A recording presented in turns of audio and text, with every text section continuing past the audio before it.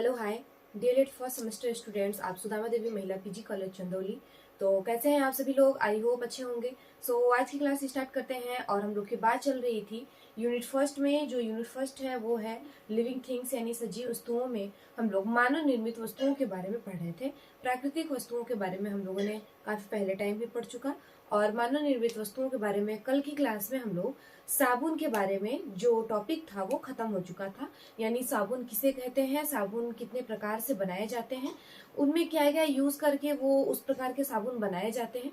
तो ये सब हम लोगों ने पढ़ लिया, जान लिया, ठीक है। और आप लोग का काम है कि आप लोग उसे दिमाग में रखे रहें, ठीक। और आज हम लोग बात करेंगे मानव निर्मित वस्तु में ही आज हम लोग बात करेंगे मॉडल या चार्ट और कंप्यूटर के बारे में। फिर उसके बाद एक आध पॉइंट और बचेगा जिसे बोलते हैं खाने का सोडा।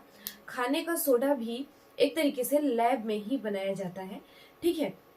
तो उस पर अभी बाद में चर्चा करेंगे, लेकिन ये भी दिया है तो ये भी आप जान लो कि ये भी मानव निर्मित वस्तुओं के अंतर्गत आता है, जिसमें कि मॉडल या चार्ट है और कंप्यूटर है।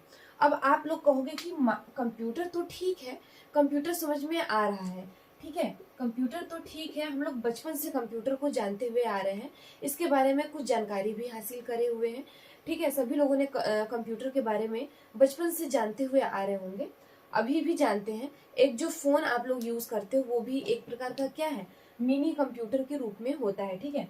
तो यहाँ पर मॉडल या चार्ट के बारे में बात करते हैं। पहले मॉडल या चार्ट क्या होता है, देखिए इसका उपयोग, मॉडल या चार्ट का उपयोग जो है वो शिक्षा को प्रभावशाली बनाने के लिए किया जाता है।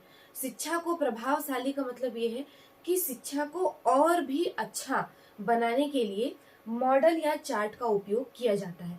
अगर मैं बात करूं, जैसे कि मान लीजिए आप लोग डीएलएड कर रहे हो, ठीक है, आने वाले समय में आप लोग भावी अध्यापक हो, यानी कहीं ना कहीं आप लोग टीचर हो जाओगे, ठीक है।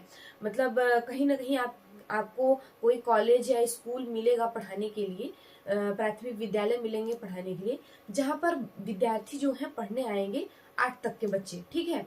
3 से या 1 से लेकर 8 तक के बच्चे आप पढ़ने आएंगे, ठीक। तो वहां पर क्या होता है कि जैसे आप जब शिक्षक के रूप में आप जाओगे पढ़ाने विद्यालय में, ठीक है, तो वहां पर आपको शिक्षा के रूप में, जैसे आप तो सब कुछ का यूज करके पढ़ाओगे उन्हें, किताब से पढ़ाओगे, आपके पास जो जानकारी होगी उससे आप बच्चों को शिक्षा दोगे, लेकिन वहां पर मॉडल और चार्ट का भी यूज करोगे, ठीक है। क्योंकि मॉडल और चार्ट एक तरीके से उपकरण के रूप में है, या एक तरीके से ये बोल सकते हैं कि शिक्षण सहायक सामग्री के रूप में होता है, जो शिक्षा को या जो पढ़ाई को प्रभावशाली बनाता है। प्रभावशाली का मतलब है कि और भी अच्छा हो जाएगी शिक्षा, ठीक है, और भी बच्चों को और अच्छे से समझ में आएगा।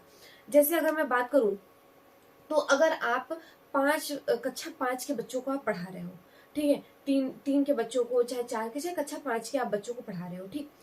अब उनको आप बुक से समझाए, ठीक है, थोड़ा थोड़ा समझ में आ गया, अपने से समझाए थोड़ा और समझ में आ गया, लेकिन अगर आप चाहते हो कि उनको पूरी तरीके से जो भी टॉपिक या चैप्टर, जो भी चीजें जिसके बारे में हम बता रहे हैं, अगर आप ये चाहते हो कि उनको एकदम अच्छे से पूरी अच्छे तरीके से समझ में आ जाए, तब आप यूज करोगे मॉडल और चार्ट का, ठीक है। अब मॉडल और चार्ट क्या होता है, जैसे आप किसी भी विषय के बारे में पढ़ा रहे हो, जैसे मान लो आप कक्षा 5 के बच्चों को पढ़ा रहे हो, तो कक्षा 5 के बच्चों को आप प्रकाश संश्लेषण की क्रिया के बारे में पढ़ा रहे हो, यानी फोटोसिंथेसिस क्या होता है। क्योंकि अब स्टार्टिंग से ही ये सब जो बेसिक चीजें हैं साइंस में, विज्ञान में, ये बेसिक चीजें अब किताबों में, चैप्टर में